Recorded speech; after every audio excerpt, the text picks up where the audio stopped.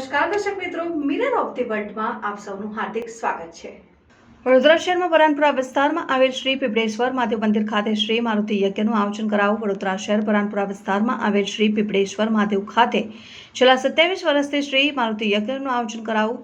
આ મંદિરના પ્રાંગણમાં શ્રી મારુતિ યજ્ઞનો કાર્યક્રમ યોજાયો, જેમાં 5 જોડાએ ભાગ લીધો। આ યજ્ઞ કરવાનો કે હેતુ યજ્ઞમાં બેઠેલા અને દેશમાં સુખ શાંતિ સમૃદ્ધિ રહે તે માટે શ્રી મારુતિ યજ્ઞનું આયોજન કર્યું।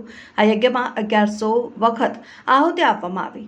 સાથે શ્રી પીપળેશ્વર મહાદેવ મંદિર ખાતે વર્ષ દરમિયાન અનેક સેવાકીય પ્રવૃત્તિઓ કરવામાં આવે છે। સાથે ભગવાન શ્રી સ્વામિનારાયણ દેવની કથા વર્ષમાં 2 વખત કરવામાં આવતી હોય છે। વધુમાં શ્રી પીપળેશ્વર મહાદેવ મંદિરના સ્થાપકે જણાવ્યું કે ईश्वर महादेव की जय। भगवान पीपळेश्वर दादाની અસીમ કૃપાથી આજે આ પીપળેશ્વર મહાદેવના સાનિધ્યમાં 27મો પાટોત્સવ નિમિત્તે પટબંધન નિમિત્તમાં ભગવાન હનુમાન યાગ, જેને મારુતિ યાગ કહેવામાં આવે, એ મારુતિ યાગમાં 1100 બીડા નાગરવેલના પાનની અંદર સોપારી, કમળ કાકડી, ગુગળ, સરસવ, આકડાનું ફૂલ આ બધું પધરાવીને ભગવાનને 1100 બીડાનો હોમ કર્યો।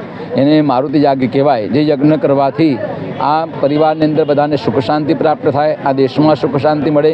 હનુમાનજી દાદાની અસીમ કૃપાથી કોઈપણ પ્રકારનું ભય ના રહે, કોઈપણ પ્રકારનું કષ્ટ આવે નહીં જીવનમાં, સુખ શાંતિ બધાના પરિવારમાં શાંતિ જળવાઈ રહે, એ માટે મારુતિ યાગ કર્યો, જેનું સંપૂર્ણ ફળ અહીંયા બિરાજમાન સમસ્ત ભક્તજનો 5 જોડા 5 કપલમાં બેઠા, અહીંયા 10 યજમાનો, અને એમનું પણ કલ્યાણ થાય। અહીંયા સમસ્ત જીવાત્માઓ જે છે એ બધાનું ભગવાન હનુમાનજી દાદા કલ્યાણ કરે, એ હેતુથી હનુમાન યાગ કર્યો, મારુતિ યાગ, એ બધાનું શુભ ફળ આપે ભગવાન, એવા આશીર્વાદ। પૂરા ભારતીય હાઈસ્કૂલની બાજુમાં પીપળેશ્વર મહાદેવનો આજે 27મો પાટોત્સવ નિમિત્તે મારુતિ યાગ રાખેલો હતો, અને સૌ મેલાના સાથ અને સહકારથી 5 કપલ બેઠેલા અને સારી રીતે સંપન્ન થયો છે।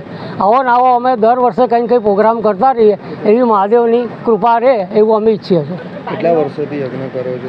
અમે અમારા લિસ્ટ બનાવેલું છે, તેમાં 27 વર્ષમાં અમે જે વિવિધ પ્રોગ્રામ કર્યા છે તેનો બધો જ યજ્ઞનું માહિતી મૂકેલી છે, અને દર 2-3 વર્ષે એક યજ્ઞ કરીએ છીએ। અને સત્યનારાયણની કથા તો 12 મહિનામાં 2 વાર તો કરીએ જ, જે સ્થાપના દિવસ ને શ્રાવણ મહિનાના છેલ્લા સોમવારે। મારું નામ બારોટ પિયુષ, આ મંદિરનો સંચાલક, સ્થાપક અને આયોજક। દરેક વસ્તુમાં આયોજન કરું છું, અને સૌનો સાથ અને સહકાર મળી રહે છે કાયમ, અને આવો નવો મને મળી રહે એવી પ્રભુને પ્રાર્થના કરું છું।